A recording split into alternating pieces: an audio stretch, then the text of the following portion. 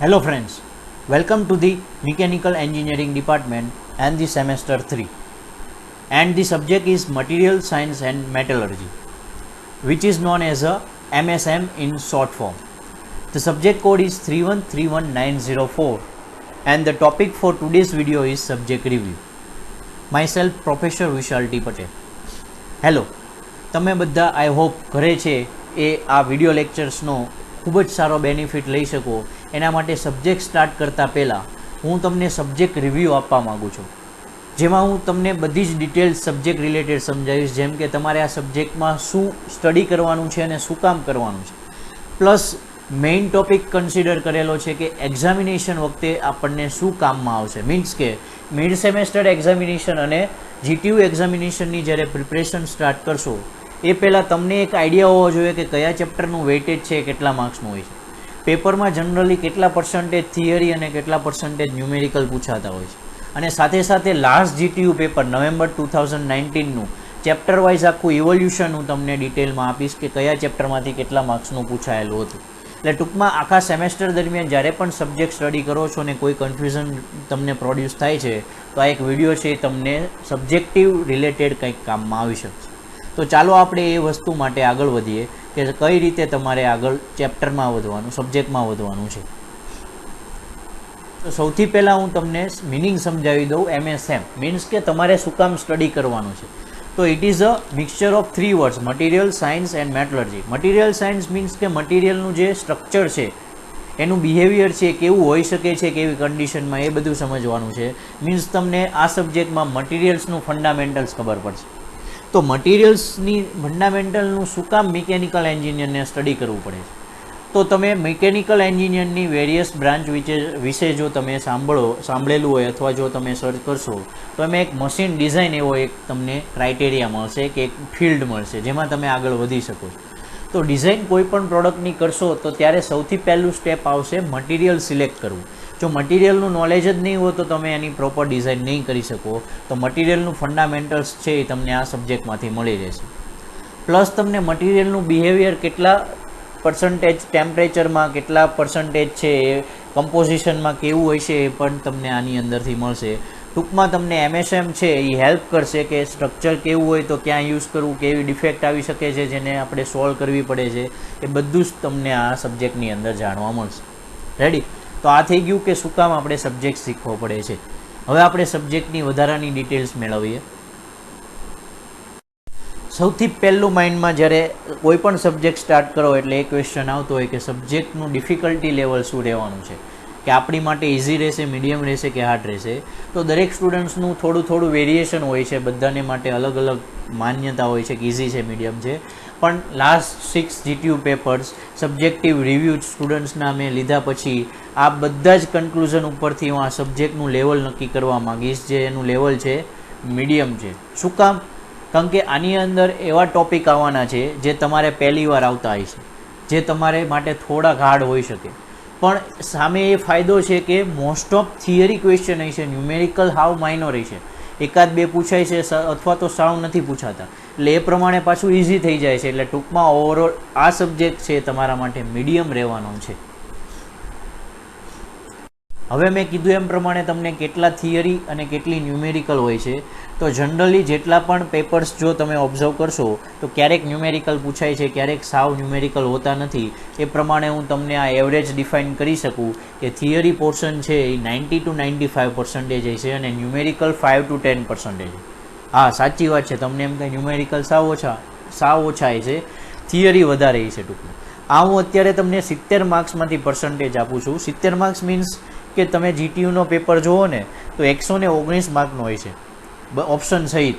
તો 119 માર્કમાંથી અમુક પોર્શન ઓપ્શનમાં નીકળી જાય છે, અમુક પોર્શન કમ્પલસરી લખવા પડતા હોય છે. એ પ્રમાણે 70 માર્ક્સમાંથી થિયરી છે એ 63 to 66 માર્કની લખવી પડે છે અને ન્યુમેરિકલ છે એ 4 to 7 માર્ક્સના કેલ્ક્યુલેટ કરવાના છે. આ એક જ ક્વેશ્ચન્સ તમારે હશે ન્યુમેરિકલનો જો હોય તો. એટલે બાકીનો પોર્શન મોસ્ટ ઓફ થિયરીનો હશે, એટલા માટે થોડુંક તમને ઇઝી પડશે સબ્જેક્ટમાં. સબ્જેક્ટ ડિટેલ આપી દઈએ.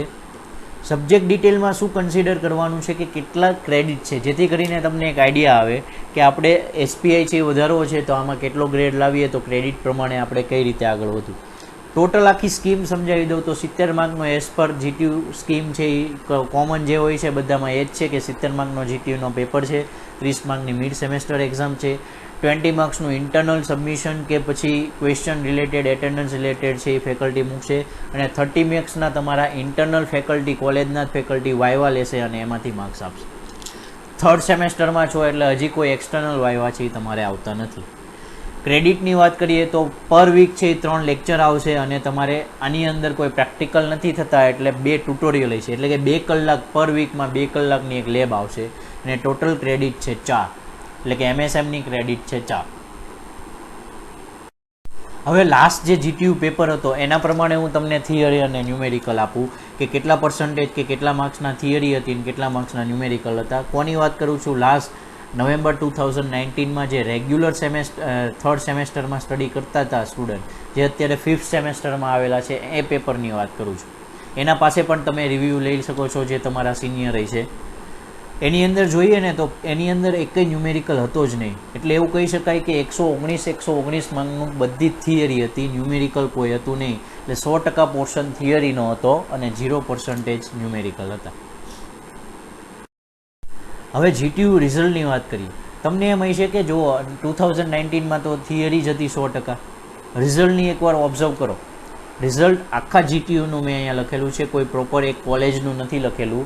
GTUની અંદર જેટલી પણ કોલેજ આવે છે એ બધી કોલેજનું ભેગું કરીને રિઝલ્ટ આપેલું છે. રેડી? રિઝલ્ટ છે એ તમે ઓબ્ઝર્વ કરો તો 75% હતું. લાસ્ટ GTU પેપર જે હતો એ ઇઝી હતો તો પણ મીન્સ તમે જો 60 સ્ટુડન્ટ્સ હો છો તો 60માંથી 45 સ્ટુડન્ટ્સ પાસ થાય છે, 15 સ્ટુડન્ટ 60માંથી ફેલ થાય છે. એટલે સબ્જેક્ટ છે એ તમારી માટે પહેલી વાર આવો હાર્ડ આવતો હોય છે, ભલે થિયરી છે, એટલે એને થોડુંક ઇઝી ન લેતા, કારણ કે રિઝલ્ટ છે એ થોડુંક ઓછું રહેતું હોય છે. એટલે એવું કોઈ બીવાની જરૂર નથી. હું પણ જે પણ ઇન્સ્ટ્રક્શન આપું છું એ ક્લાસમાં એવા મોસ્ટ ઇમ્પોર્ટન્ટ ક્વેશ્ચન આપીશ, એક સિક્વન્સ પણ આપીશ, જેથી કરીને તમે ફોલો કરશો તો ગેરેન્ટેડ 100% જેટલા પણ આ જોઈએ છે બધા પાસ થઈ જશે. એના પહેલાંનું રિઝલ્ટ જુઓ તો 72% હતું ને એના પહેલાંનું જુઓ તો 70% હતું. એટલે ઓલમોસ્ટ આ રેશિયો રહી છે. જો તમે આ રેશિયોમાં આવવા માગો છો, મીન્સ ફેલમાં નથી કન્સિડર થવા માગતા, તો હું કહું એ પ્રમાણે વિડીયો લેક્ચર જોતા રહેજો અને ફોલો કરતા રહેજો, જેથી કરીને આપણે બધા જ ઇઝી સબ્જેક્ટ છે એની અંદર પાસ થઈ જઈએ, એવું ન થાય કે ફેલ થાય. સિલેબસની વાત કરી દઉં તો સિલેબસમાં GTU પ્રમાણે 10 ચેપ્ટરમાં ડિફાઇન કર્યા છે. તમે જે પણ બુક યુઝ કરતા હો એમાં એક GTUએ જે ચેપ્ટર ડિફાઇન કર્યું છે એના માટે 2-3 ચેપ્ટર આપેલા હોય એવું પણ બને, પણ આ GTUના ચેપ્ટર છે. એમાં પહેલું ચેપ્ટર છે ઇન્ટ્રોડક્શન ટુ MSM, જેમાં તમારે MSMની લગતી થોડીક ઇન્ફોર્મેશન મળશે કે MSMમાં શું સ્ટડી કરવાનું છે, કેવું કેવું આવી શકે, એનું ઇમ્પોર્ટન્સ શું છે એ બધું. તો એ સ્ટાર્ટિંગના ફર્સ્ટ 2 ક્વેશ્ચનમાં હોય છે. ઇમ્પોર્ટન્ટ નથી પણ કમ્પલસરી પોર્શનમાં હોય છે, કારણ કે ક્વેશ્ચન 1માં તમને ખબર છે ઓપ્શન નથી હોતો, એટલે તમારે પ્રિપેર કરવું ઇમ્પોર્ટન્ટ છે. ભલે એનું વેઇટેજ જુઓ તો હું 119 માર્કમાંથી અત્યારે આપું છું કે 119 માર્કમાંથી નોર્મલી 7 થી 10 માર્કના ક્વેશ્ચન હશે પહેલા ચેપ્ટરમાં.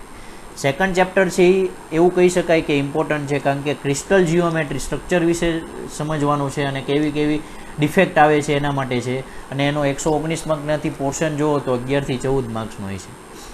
થર્ડ ચેપ્ટર છે મેટાલિક મટીરિયલ્સ, જેમાં મટીરિયલ્સનું બેઝિક નોલેજ પ્લસ એના ડાયાગ્રામ વિશે થોડું ઘણું નોલેજ મળશે, જેમાંથી નોર્મલી 119માંથી 7 થી 11 માર્કનું પૂછાતું હોય છે. ફેઝ એન્ડ ફેઝ ઇક્વિલિબ્રિયમની વાત કરું, એ ચેપ્ટર છે એ 5મું ચેપ્ટર શીખવા માટેનું બેઝિક છે એવું કહી શકાય. 5મું ચેપ્ટર છે ને એ હાર્ટ ઓફ ધી MSM છે એવું કહી શકાય, કારણ કે આયન કાર્બન ડાયાગ્રામ છે એ 7 માર્કમાં ગેરેન્ટેડ પૂછાતો હોય છે. તો એ હાર્ડ છે સબ્જેક્ટનું, પણ એ શીખવા માટે 4થું ચેપ્ટર શીખવું પડતું હોય છે, જે નોર્મલી 11 થી 14 માર્કનું 119 માર્કમાંથી આવતું હોય છે. 5મું ચેપ્ટર જે મેં કીધું એમ હાર્ટ ઓફ ધી સબ્જેક્ટ છે અને એનું વેઇટેજ પણ તમે જોઈ શકો છો, 14 થી 18 માર્કનું એ ચેપ્ટરમાંથી છે. 6 છે હીટ ટ્રીટમેન્ટ ઓફ સ્ટીલ છે, એટલે કે સ્ટીલ ઉપર જે પણ તમારે પ્રોપર્ટીઝ સારી કરવી હોય તો એના માટે થોડીક પ્રોસેસ કરવી પડતી હોય છે, જેમાંથી નોર્મલી 8 થી 11 માર્ક્સનું પૂછાશે. પછી થિયરી ઓફ એલોયસ છે, જેમાંથી 7 થી 11 માર્ક્સનું પૂછાતું હોય છે. પછી છે પાવડર મેટલર્જી ચેપ્ટર, જેમાંથી ફરીવાર 7 થી 11 માર્ક્સનું પૂછાય છે. નોન ડિસ્ટ્રક્ટિવ ટેસ્ટિંગ છે, એમાંથી પણ 8 થી 11 માર્કનું ચેપ્ટરનું પૂછાય છે. કોરોઝન ઓફ મેટલ્સ, એ બહુ ઓછું વેઇટેજ છે, અને મેં લાસ્ટ જીટીયુનો પેપરનું તમને ડિટેલ બતાવું એમાં પણ તમે જોઈ શકશો એનું વેઇટેજ બહુ નથી હોતું. એટલે 2-3 ચેપ્ટરને બાદ કરતાં મોસ્ટ ઓફ ચેપ્ટર છે એ તમે પ્રિપેર કરો એટલે સારા માર્ક્સ લાવી શકો છો. આ બધુંમાંથી હું તમને કન્ક્લુઝન પણ આપીશ, પણ એ પહેલાં મેં કીધું એ પ્રમાણે આખું એક ડિટેલ ઇવેલ્યુશન આપી દઉં કે લાસ્ટ જે જીટીયુ પેપર હતો નવેમ્બર 2019નો તમારા સિનિયરનો, એનામાં કયા ચેપ્ટરમાંથી કેટલા માર્ક્સનું છે એ પૂછાણું હતું એ તમને ડિટેલમાં આપું. તો ફર્સ્ટ ચેપ્ટર ઇન્ટ્રોડક્શન ટુ MSMમાંથી 10 માર્ક્સનું થિયરી પૂછાણી હતી. ન્યુમેરિકલ મેં તમને હમણાં જ બતાવ્યું એ પ્રમાણે હતા જ નહીં, એટલે એકય ચેપ્ટરના ન્યુમેરિકલ નહીં આવે. થિયરી છે એ 10 માર્કની હતી. 119 માર્કમાંથી કહું છું, એટલે એવું પણ બને કે ઓપ્શનમાં અમુક ક્વેશ્ચન નીકળી જતા હોય. એવું નથી કે 10 માર્કનું કમ્પલસરી લખવાનું જ આવ્યું હોય. 119 માર્કમાંથી આપું છું એટલે ટોટલ હું તમને કહું છું. સેકન્ડ ચેપ્ટરમાંથી 22 માર્કનું હતું. થર્ડ ચેપ્ટર છે મેટાલિક મટીરિયલ્સ, તો 7 માર્કનું હતું. ફોર્થ ફેઝ એન્ડ ફેઝ ઇક્વિલિબ્રિયમમાંથી 21 માર્કનું હતું. Allotropy of iron and iron carbon ડાયાગ્રામમાંથી 13 માર્કનું હતું. હીટ ટ્રીટમેન્ટ ઓફ સ્ટીલમાંથી 14 માર્કનું હતું. થિયરી ઓફ એલોઇઝમાંથી 14 માર્કનું હતું. પાવડર ઓફ મેટલર્જીમાંથી 4 જ માર્કનો પોર્શન હતો. નોન ડિસ્ટ્રક્ટિવ ટેસ્ટિંગમાંથી 14 માર્કનું હતું. અને કોરોઝન ઓફ મેટલ્સ એન્ડ એલોઇઝનું મેં કીધું એ પ્રમાણે વેઇટેજ ઓછું છે, અને લાસ્ટ પેપરમાં તો કોઈ ક્વેશ્ચન પણ નહોતો, 0 માર્ક્સનો. કારણ કે તમારે ઓલ્ડ સિલેબસ જોશો ને તો એમાં ચેપ્ટર હતું પણ નહીં, નવા સિલેબસમાં એડ કરેલું છે, એટલે જનરલી હજી પૂછાવાના ચાન્સીસ નહીં હોય, એકાદો ક્વેશ્ચન કદાચ આવી શકે. તો આ છે આખું એક ડિટેલ છે. તમે આનો સ્ક્રીનશોટ સ્નેપશોટ લઈ રાખજો, જેથી કરીને ફ્યુચરમાં તમે જ્યારે પ્રિપરેશન સ્ટાર્ટ કરો છો તમને એક બ્રીફ આઈડિયા આવે. સાથે સાથે આ બધા ઉપરથી હું તમને ઇમ્પોર્ટન્ટ ચેપ્ટર કયા કયા છે એ કહી દઉં.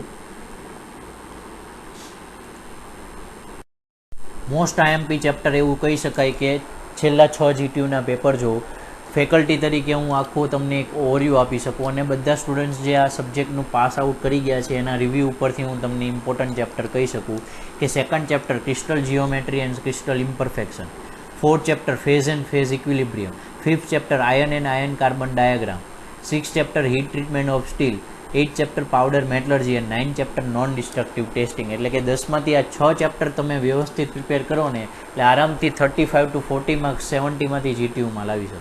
હા, આમાંથી હજી અમુક ક્વેશ્ચન હું તમને મોસ્ટ IMP તરીકે આપી દઈશ, અથવા તો અમુક ચેપ્ટરના અમુક ક્વેશ્ચન નહીં કરવાનું કહું, જેથી કરીને તમારો મેઇન ગોલ જો પહેલાં 23 ઉપર લાવવાનો હોય તો આનાથી પણ ઓછો પોર્શન હું તમને સજેસ્ટ પછી કરીશ. હવે તમે લાસ્ટ પેપર જોશો તો પાવડર મેટલર્જીનું એટલું બધું નહોતું પૂછાણું, પણ આવી શકે છે. મેં કારણ કે કીધું એમ કે ઘણા બધા પેપર્સને ઘણા બધાના રિવ્યૂ અને પોતે મેં પણ આ ઓબ્ઝર્વ કરેલું છે, એટલે આ 6 ચેપ્ટર ઉપર આપણે ભાર આપવાનું છે. તો આ મોસ્ટ IMP ચેપ્ટર્સ થઈ ગયા. હવે જોઈએ બુક્સની વાત. તો જો તમે રેફરન્સ બુક્સ વાંચતા હોય તો બેસ્ટ એક બુક્સ રહેશે MSM બાય OP ખન્ના કરીને, એ તમે રીડ કરી શકો છો. પ્લસ જો તમારે જીટીયુએ સજેસ્ટ કરેલી બુક વાંચી હોય તો એ છે Callister's material science and engineering, એ બાલાસુબ્રમણ્યમ વિલી ઇન્ડિયા પબ્લિકેશનમાંથી મળી રહેશે. અને જો તમારે જીટીયુ માટે જ ખાલી ફોકસ કરવું હોય તો ટેક્સ્ટ બુક તમારે યુઝ કરવી પડતી હોય છે, જે બેસ્ટ રહેશે ટેકમેક્સ પબ્લિકેશનની. અત્યારે નામ ચેન્જ થઈ ગયું હોય છે તો ટેકનિકલ પબ્લિકેશન કે એવી કોઈ બુક છે એ આવતી હોય છે. ટૂંકમાં તમારે ટેકમેક્સ રિલેટેડ જે ઓથર હતા પહેલાં એ ઓથરની બુક યુઝ કરવાની છે, જે તમને બેસ્ટ રહેશે MSMની અંદર.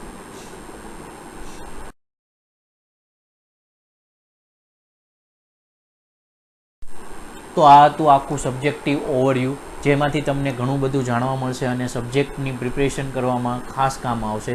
એટલે લાઇક કરો આ વિડીયોને. આવા જ હું તમારી સાથે વિડીયોઝ છે ઇમ્પોર્ટન્ટ શેર કરતો રહીશ. બાકી બધા સ્ટુડન્ટને શેર કરો, જેથી કરીને એ પણ આ વિડીયોનો ઓવરવ્યૂ છે એ લઈને લાભ લઈ શકે. અને સબસ્ક્રાઈબ કરવાનું ભૂલતા નહીં GTU સ્ટડીઝ ચેનલ.